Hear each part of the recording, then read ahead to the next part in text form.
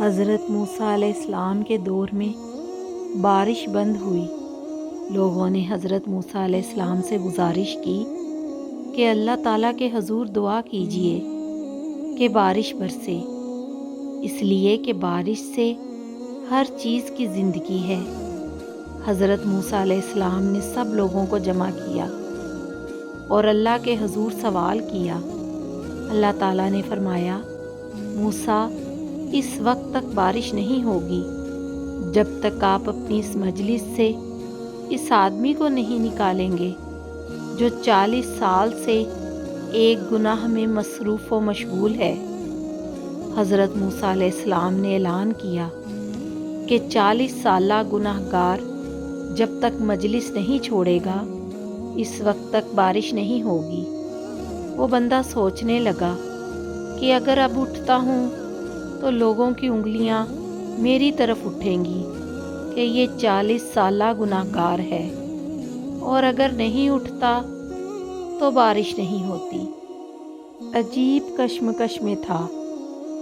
اللہ تعالیٰ سے دل ہی دل میں صلح کر دیتا ہے اور توبہ کر دیتا ہے کہ یا اللہ، 40 سال تک آپ نے میری گناہ پر پردہ ڈالا، آج بھی آپ میرے گناہ پر پردہ ڈال دیں۔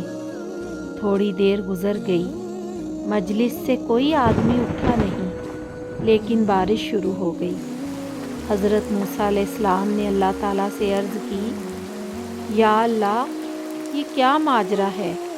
اللہ تعالیٰ نے فرمایا کہ آپ کے اعلان کرنے کے بعد اس گناہ گار نے گریبان میں منہ ڈالا، رونے لگا، یا اللہ تو نے 40 برس میرا پردہ رکھا، اب بھی چھپا لے۔ یا اللہ، اب میری توبہ ہے اور میں نادم ہوں۔ اس نے اخلاص کے ساتھ توبہ کر لی تو میں نے اس کو بخش دیا۔ تو دوستو، اللہ بخشنے کے لیے بہانہ تلاش کرتا ہے، تھوڑی سی توجہ کی ضرورت ہے۔